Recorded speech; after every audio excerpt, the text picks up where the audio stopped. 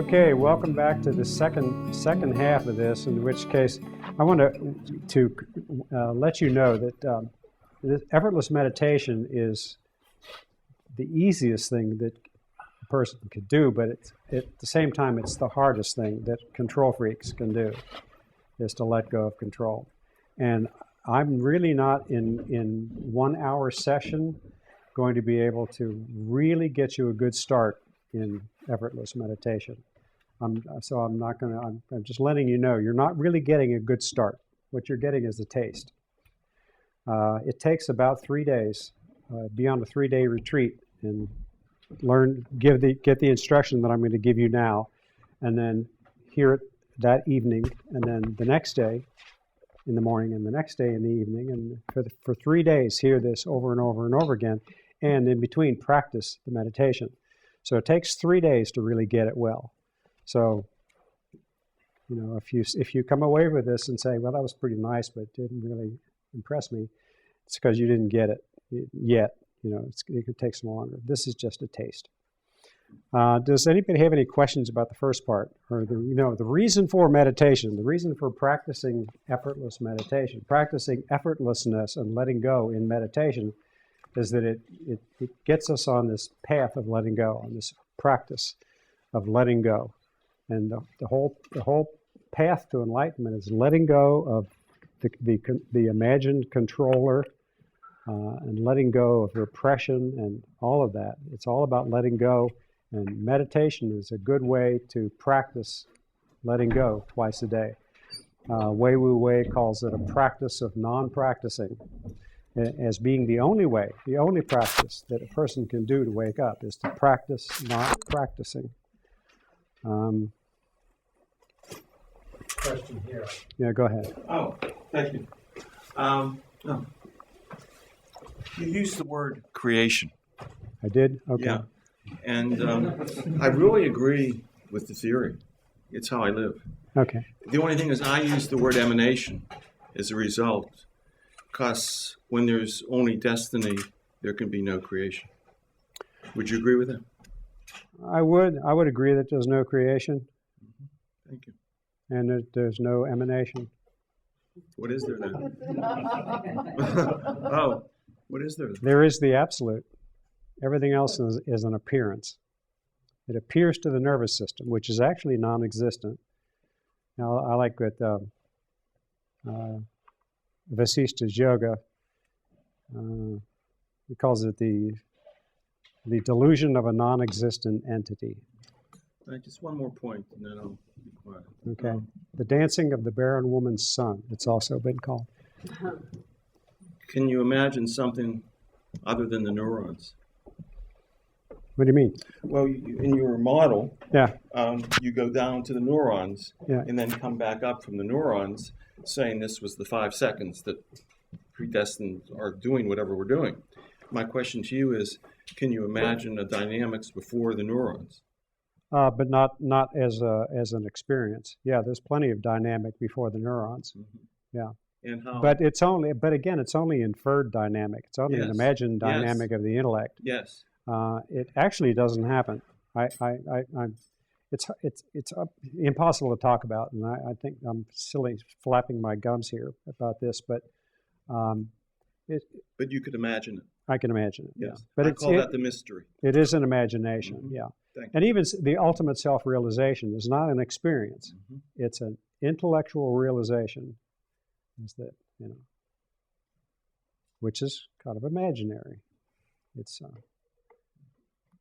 But it's what there is, and it's convincing. I mean, when a person realizes that, holy cow, the universe really doesn't exist. There's no I in this universe, and the universe really doesn't exist. All there is the absolute. When that becomes real, when you realize that, then, and if you're looking for yourself, then you will have to say, and you will say, oh, I am that.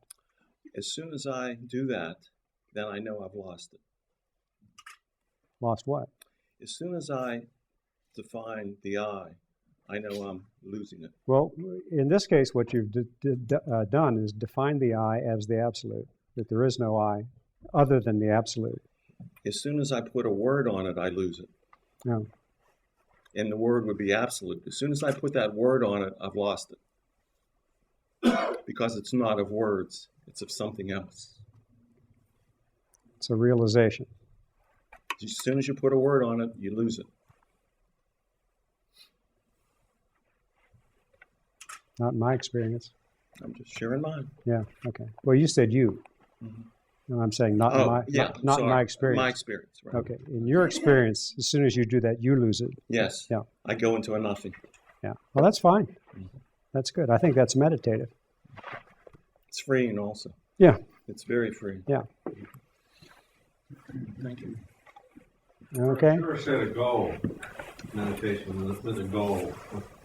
No, I think it's good to not have any goals. Not have any goals with the meditation. We're not trying to do anything or achieve anything. We're not looking for a particular result. What we are intending to do is to let go of control. What must be a misprint? It has a effortless meditation with a goal on the brochure. Oh, I didn't write that. Well, wouldn't the goal then be to let go of control? Okay, that's good. I mean, if you're going to have a goal, it's to not have a goal. It's to let go of control. Yeah. Until you give it up. Yeah, right. The criteria for a successful meditation was did I do it or did I not do it? Did I let go of control? Am I being effortless? That's the only criteria. Not some result or anything else. Just is it what I call is it easy? Which I really should say, is it effortless? That's the only criteria. And if you think there may be a little effort, there probably is.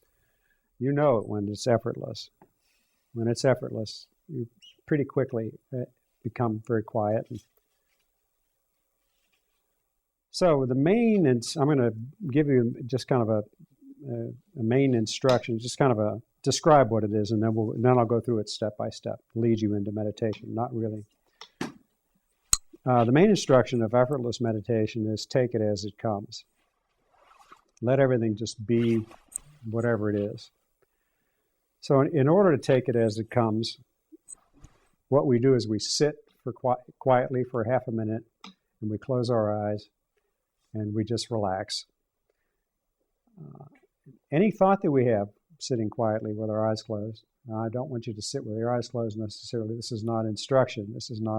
I'm not leading you into meditation. I'm just describing it. Any thought that comes to us spontaneously and automatically in that level of sitting quietly and easily. We've been thinking all day long, and we're always thinking one thought after another. Even when we're trying not to think, we're still thinking. The brain produces thoughts automatically. No effort is required. No exertion is required. The whole process is totally automatic. Thinking is automatic and spontaneous. Does not require effort. Meditation is thinking. It is totally spontaneous and automatic and does not require effort. We don't try to meditate. We don't resist thoughts if they come in. Again, we take it as it comes. We don't resist the mantra changing or disappearing. And I'm introducing the word mantra maybe for the first time, but this is what I teach is a mantra meditation because I think it's easier and quicker to have some particular object of thought that we don't try to think. It's a little bit more or less amorphous to try not to think thoughts. It's easier to have a thought that we don't try to think, but we just look for it to come and go spontaneously and automatically. We don't resist the mantra changing or disappearing. Matter of fact, we're looking for it to come spontaneously and disappear spontaneously. We don't resist anything. We don't resist physical sensations that we have. We don't resist thoughts. Any thought that comes in, it's possible you can have the thought of the mantra and what's for dinner at the same time. So thoughts and mantra at the same time is perfectly fine too. This whole process is just the normal, natural process of thinking.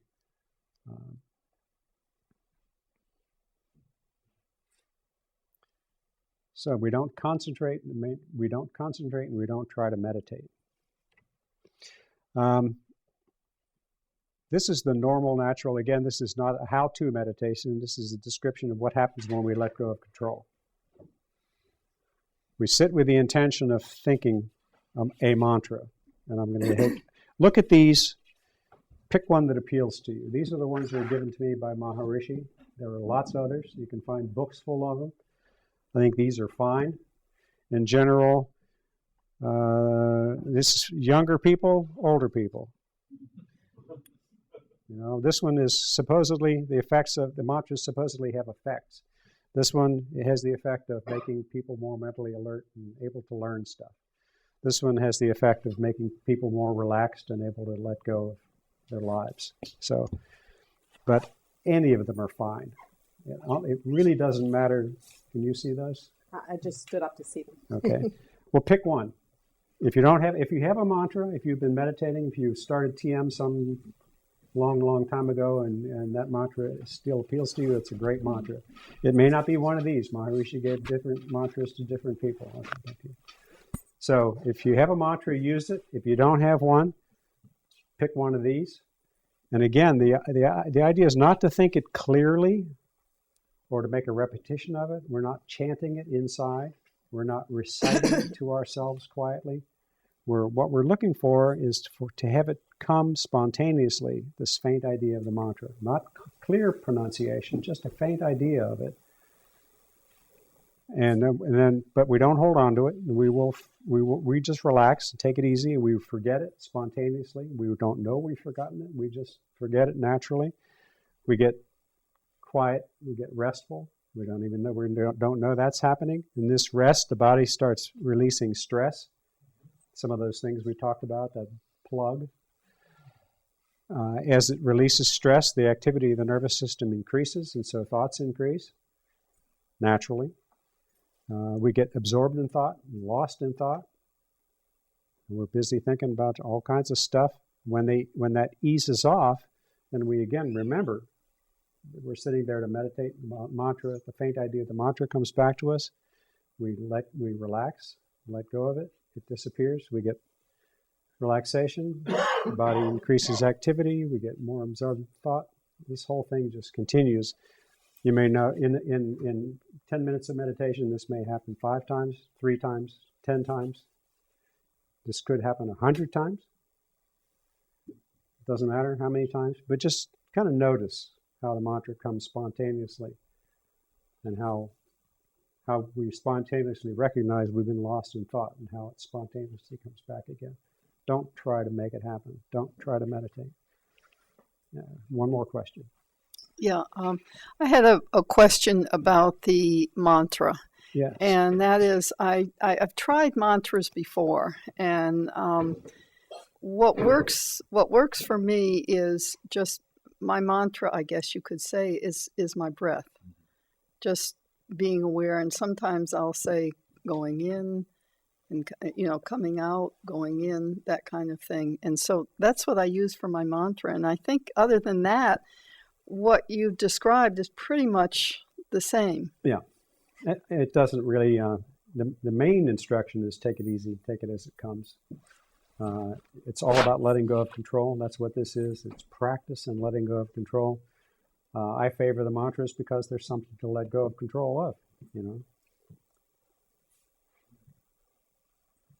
I guess what I'm saying is it feels like the breath is a mantra. That's fine. So in that way, it's That's similar. real traditional. That's a real traditional Zen meditation. Again, effortless meditation is not a particular kind of meditation. It's not a particular technique other than it's effortless. Any meditation that a person has been doing will be enhanced by ceasing to apply any effort into the practicing of it. So effortless meditation is just effortlessness is what it is. Okay? Yes, thank you. Okay, well, if we're all ready, then we'll give you the taste I promised. So, again, when we close our eyes, we'll naturally begin to feel some quietness and some silence. We don't try to feel quietness or silence, but when we sit quietly with our eyes closed, silence, quietness naturally begins to overtake. Any thought that we have in that quietness will come spontaneously and automatically. And this is the same effortless way that we think the mantra. So let's get started. Is that me? That's not me. Who is that? I don't think that's me. I think I turned my phone off. So let's close our eyes for a few seconds here.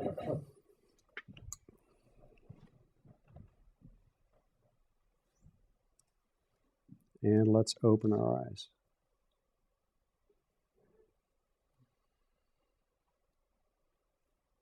And again, let's close our eyes.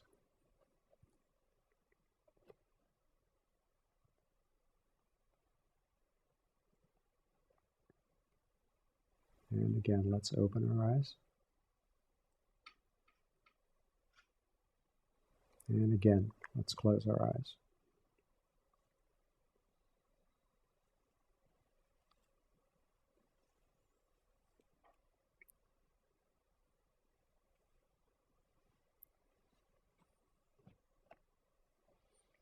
Very slowly open the eyes. And when we close our eyes, we naturally feel some quietness. Did everybody feel some quieting?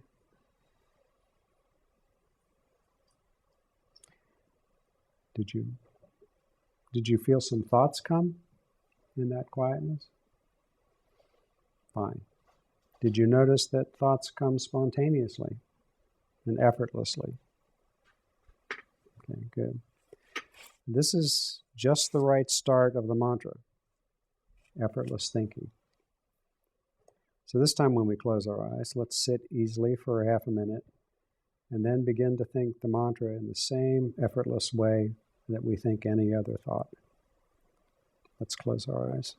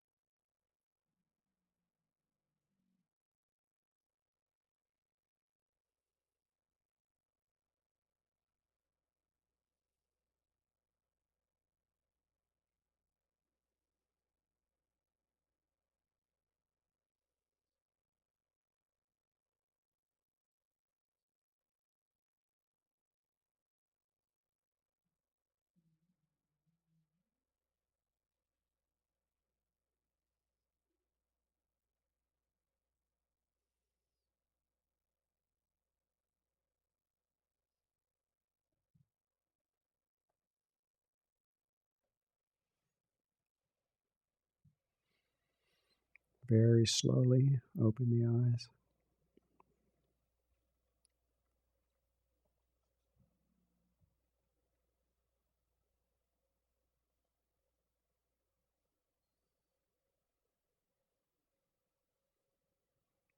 Was it easy?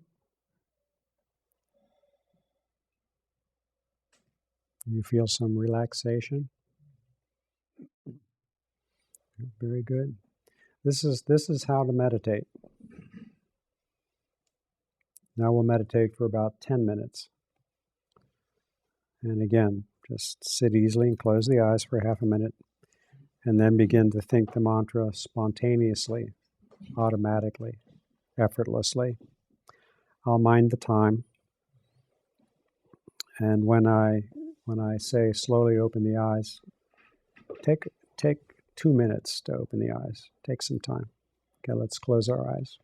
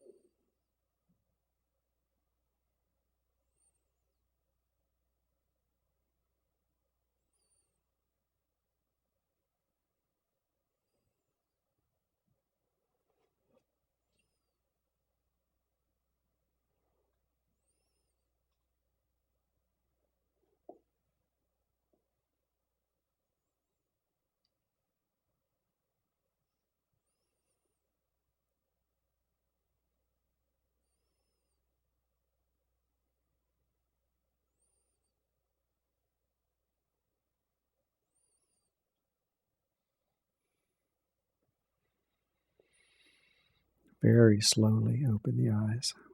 Take 2 minutes.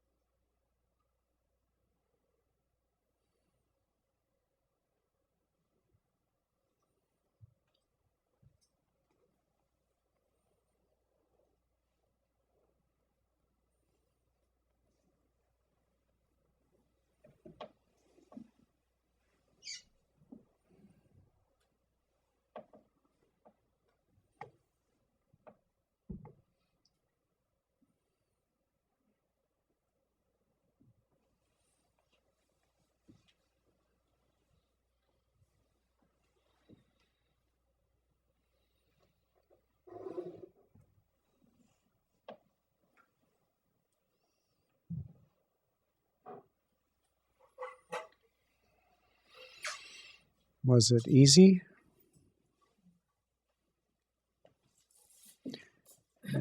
It's easy, it's simple, it's just the normal, natural process of thinking the mantra and taking it as it comes. And in daily practice, we sit like this for 15 or 20 minutes twice a day, usually morning and evening, preferably before meals, so we don't fall asleep because we have a full stomach. Turn off your cell phone, put the cat out of the room, get comfortable. And it's a good idea to use a timer because that way we don't have to think, geez, if I've been meditating for 10 minutes or 15 minutes, just when the timer goes off, you're done. So it even takes that a little bit of effort, keeping track of how long you've been meditating away. So it's this regular practice of letting go of control. It becomes easier and easier to let go of control. We find that when we let go of control, nothing bad happens. And as a matter of fact, everything goes along just like it did before. Thinking still happens. Everything happens just like it did before without our control. So it is an experience of the normal, natural state of the nervous system, which is automatic, spontaneous, effortless functioning. It's kind of a taste of the enlightened state. The enlightened state is, there's no I doing anything, there's no effort involved, everything's spontaneous and automatic. So it's kind of like starting with the goal. We've got 20 minutes. We can have Q&A. Any questions about the practice? Anything?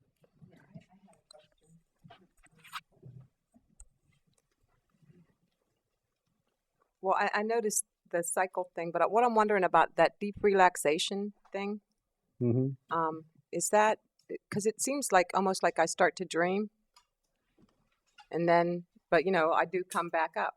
You know what I mean? Yeah. But that's what it feels like, is that I'm starting to dream, and then I come back up, and kind of like what you said, I noticed I did that like 3 different times. Yeah. That's real possible. You could be just a little tired, so the nervous system is going into a kind of a dream state. It happens a lot. That's normal. So, yeah. Dream state shows that you really are relaxed and taking it easy. And the fact that you didn't fall asleep, it came out of the dream state, that's great. It's perfectly fine. I have a question for you also. You said something just at the very end that I found interesting, and that is, you said that sometimes thoughts can be there when you're saying the mantra too, and I've noticed that for a long time. And it seemed to me, because sometimes I count with my breathing, and it seems like once I get like the counting becomes regimented, and then the thoughts come in, and it seems like maybe I'm going unconscious again, and then bringing myself back to the mantra. Well, don't bring yourself back to the mantra. Don't. That's too much effort. When you become aware that you've been lost in thought, the next thought will be the faint idea of the mantra. Just look for it as a faint idea, just real faint. But what you're describing is that same cycle. Right. And the counting, if you've kind of established a habit of counting as part of your meditation. Again, don't put any effort into the counting. Let the counting be a faint idea. Okay. If that's your mantra, again, faint idea of the mantra, whatever it may be. Okay. Thank you. I've got a question. Mm-hmm. So, I think it was probably around minute 8. I became very frustrated with just sitting there, and I had to force myself to keep my eyes closed. That's not very effortless. How do I? Well, that frustration came spontaneously, This is true. and the recognition of that you felt that came spontaneously. And that's meditation. Just sitting, being with whatever comes spontaneously and naturally. But forcing yourself to do that. The illusion of forcing yourself to do that. Don't force yourself to do anything. Yeah. Don't do. Maybe the main instruction of effortless meditation should be don't do anything. You sit with the intention of meditating, thinking the mantra, the intention of seeing the mantra come as a faint idea, but then we don't actually try to do it. Don't force anything. Anything that comes spontaneously and naturally, and that's it. That's meditation. If you feel frustrated, that's fine. Just feel what that frustration feels like. So in his case, keep his eyes closed or let them spontaneously? If they spontaneously open, that's fine. Anything that happens spontaneously and automatically is normal, natural. Again, the main instruction is take it easy. Take it as it comes. Whatever comes is fine. Let everything just be the way it is without trying to make anything happen or stop anything from happening.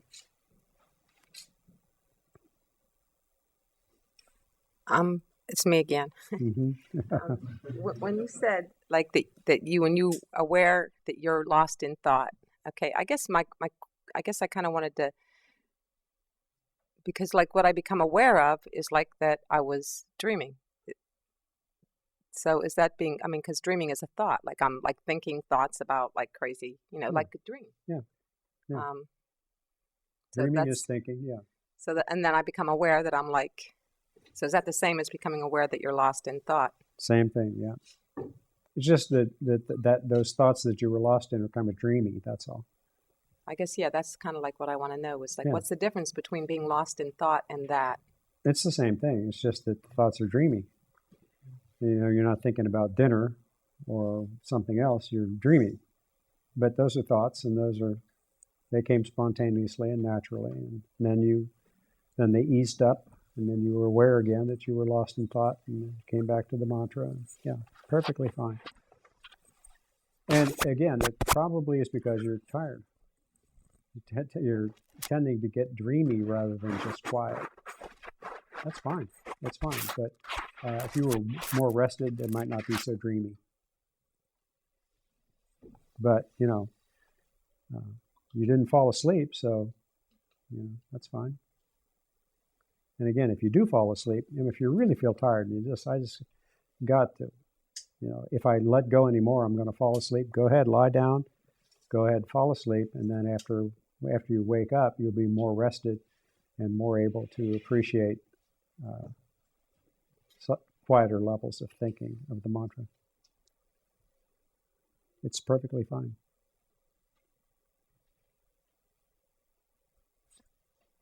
Yes. So when you say that the thinking happens effortlessly, everything happens effortlessly, then what is happening with effort? That's a really good question. What is effort?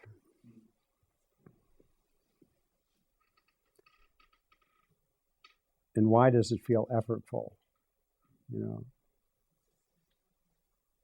maybe I should just ask the question and let it go. But I've been thinking about that too. But putting an effort into something is delusional.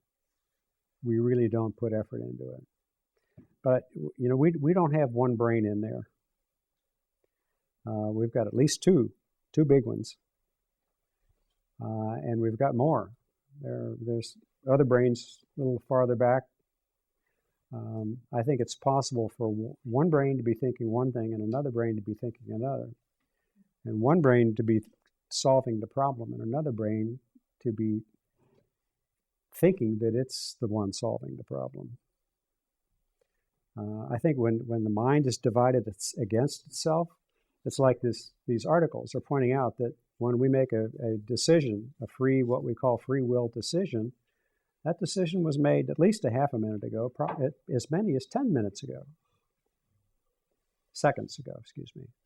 So what is it that thinks that it's deciding, that it's acting on free will? The decision was already made, and then another part of the brain decides that it is making the decision. That's effort. The actual decision is made effortlessly, and then there's this fake character that's invented and assumed to have been the doer of the decision. That is more work.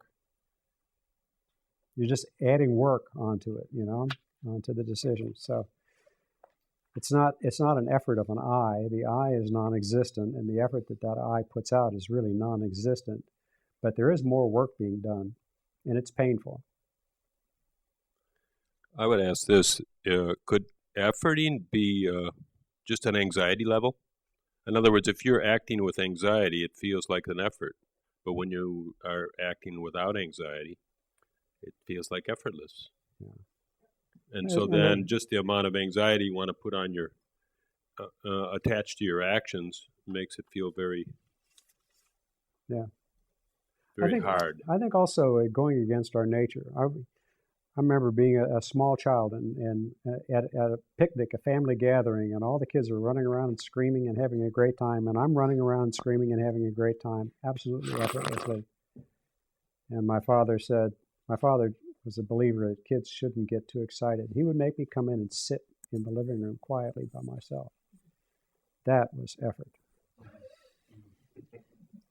Could another word for effort be control? Wanting to control? Yeah, it's wanting to. Yeah, effort is. How about resistance to what is? Resistance to what is, yeah. But if that is the case, why can't we think that even resistance is happening effortlessly? Say that again, I'm sorry. Even resistance is happening effortlessly. It comes automatically. Yes, right, exactly, right. In inhibition, we naturally want to take off our clothes and run naked. And we know that if we take off our clothes and run naked, we're going to get in deep trouble. Everybody's going to look at us funny. We're going to be embarrassed. They're going to laugh. The police are going to come take us away. So whatever it is, we don't do what it is we would spontaneously like to do. We have this inhibition that's also automatic. It's also spontaneous, but it's one part of the nervous system inhibiting another part of the nervous system. To me, in my experience, this feels like effort. It's totally spontaneous. I mean, certainly the inhibition against running naked is spontaneous too. It's automatic. We're not going to do it, but part of us wants to do it. Part of us says better not. Both spontaneous and effortless, but too much work going on there. It seems to me, for me, when I think about putting effort in, like there's a fear that it won't happen unless I put the effort in. So, and then it came to me, you said you set the intention in the beginning to do the mantra. So that, for me, could substitute for the having to put the effort in. Yeah, and that can kind of relax my fear that it Yeah. won't happen. Yeah, good. Yeah. Yeah, there's this thing of it, geez, maybe I better introduce the mantra. It doesn't seem to be coming. Maybe I better introduce it. Well, it's already come. I mean, the faint idea of the mantra has to come before we can introduce it. So when we think maybe I should introduce it, it's too late. It's come and gone, and now we're on another thought about introducing mantras. So just notice that thought. Oh, maybe I should introduce it. Oh, I'm having that thought. I guess the mantra came and went already.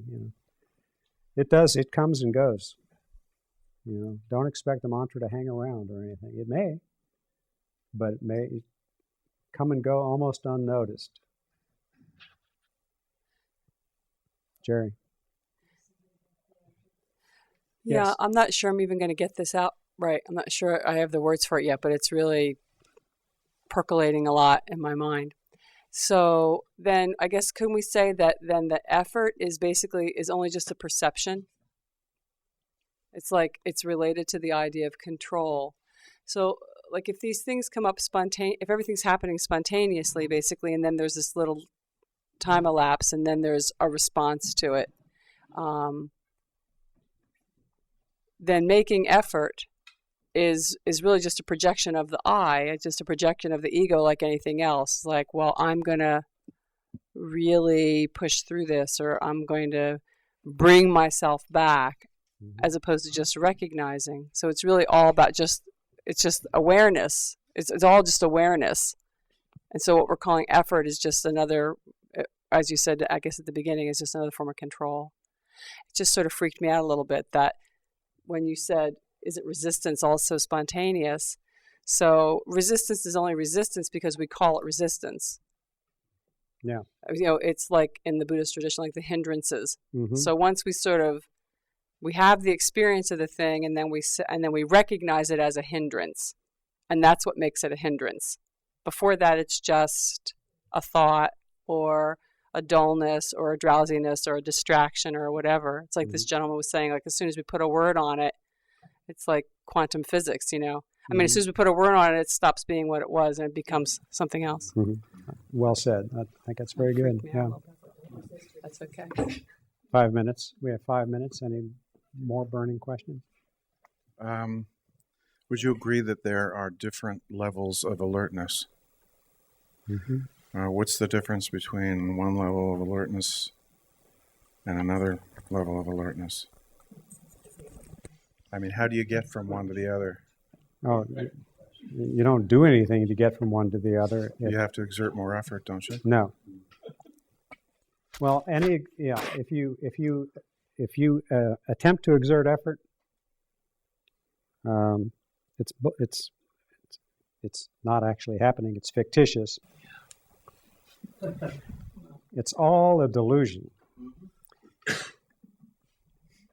Mike, when I in the 70s when I did TM, yeah, I was given a mantra. The instruction was not to tell anyone your mantra. Yeah. And the mantras you have up there, can I tell you the one I had? No. Okay. No, you can, but that's right. I won't. Yeah, you know what it is. You know what it is, and it doesn't matter if I know what it is. Right. Well, I wanted to say that it's a combination of what you have up there. Yeah, that's fine. But still, that's fine. Okay. Yeah, the prohibition against speaking mantras is practical. It's well, I guess maybe for the organization it means they can sell mantras, But that's the organization. The real reason behind it is that the mantra is a tool that we use to turn the attention inward. And we, in meditation, we're looking for a faint idea of the mantra. We pick it up as a faint idea. The fainter, the better. If we pick it up at one level of faintness, the tendency is to, the next time we pick it up, for it to be even fainter. So that's why those bubbles go down like that. If we speak it out, It's turning the tool around backwards and holding the sharp end and trying to do the work with the handle. It's the wrong application, and it will reduce the effectiveness of the tool. I like to use the example of a chisel. You got a chisel that's the width of a screwdriver, and if you don't have a screwdriver, you will use that chisel to try to drive a screw. As soon as you do that, chisel's no longer a chisel. It loses its edge. It's not a good screwdriver either. It's not a screwdriver or a chisel now. You just don't use the mantra to do something, and it's intended to lead the attention in. If you turn it around and push it out, well, you can just see that it's going to reduce its effectiveness and it's not going to work so well. And that's why I write these things. What I really should do is have this shade, should leave the spring in there and just roll it back up again. And I wrote these things in. I'm not going to write them in black. As a matter of fact, I'll probably erase those and I'll just with little ghost images. So I have to write them down so that people who don't have a mantra can see one, and they have to actually think it and pronounce it clearly to themselves before, so they can get it in their mind. But from then on, once you know the mantra, it's kind of hands off, Just let it go away. It's like your name. You know your name. You don't have to think it clearly in order to know that you're thinking your name. And that's kind of with the mantra. You know what the mantra is. There's no need to think it clearly. And certainly no need to speak it out or carve it in stone and put it in your yard, Can you do this without a mantra? Yeah. Just by being aware of the whole process? Being aware of awareness. A lot of people do that, yeah. I think mantra is quicker. Like I said, it gives you something, a concrete thing that you're not going to think clearly. It's hard to let go of control if you don't have anything that you're letting go of control of. It's also a meaningless word that doesn't bring your mind into activity to diagnose it. Yeah, right. You're right. The tendency is for one thought to lead to another. And even letting go of just relaxing, still one thought tends to lead to another, but these don't lead to anything. I mean, ideally, a mantra should be meaningless to you so that it doesn't lead to anything else. As a matter of fact, for somebody for whom these mantras have meaning, it'd be better maybe to pick into something else other than a mantra that has meaning for you. I guess it's already been talked about so much, but for me is I would just have the idea that there was a mantra and I forgot what it was. I didn't have the word, and then I was like, oh, it's ing, and then, well, whatever it is, it doesn't matter. But after a while, after a couple cycles of that, I wouldn't even really need to say the it's like it's the form, the actual particular doesn't matter at all. You don't even really That's what I mean by a faint idea, right? Yeah. It's just a faint idea. It's not a clear pronunciation. It's just a faint idea. The fainter, the better. Yeah, right. Something to bring you back. Yeah, something to come back to. Yeah, something for the mind to do without effort. This is what we're experiencing is the way the mind operates naturally. We give it something to do that is really easy and is not going to lead it off into intellectualization or anything. Doesn't have any emotional content. It's just really just this simple. It's not even a word. It's just a sound. It's not even a sound. It's just an idea. It's not even an idea. It's a faint idea. Yes. What do you think of a schedule? People tend to say, well, we're going to meditate every day at 6 o'clock. I think it's good. I think a schedule is good. Doesn't that put some sort of effort in there? Would it be better if you just spontaneously decided at 6 o'clock in the morning good time to meditate? Well, actually, I think having a schedule is really good. If you find it effortful, do something else. But I think I found my experience was when if I meditated every day at 6 o'clock, when 6 o'clock arrived, I started meditating. I might still be in the car heading home, but 6 o'clock arrived, the nervous system is used to at 6 o'clock getting effortless, and so it just starts doing it. So I think regularity is good. Another thing is good is something like incense. Burn incense. Because every time you smell that incense, the nervous system will tend to do the same thing. It'll tend to start meditating. So light that incense, go home at a certain time, turn off everything, set the timer, light the incense, makes it, it reinforces the whole thing, makes it even more effective. You don't have to do any of those things, but I mean, they do help. It's 4.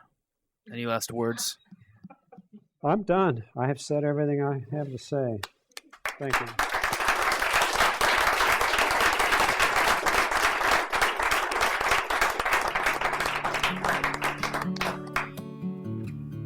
Thank you very much for that. That was very interesting.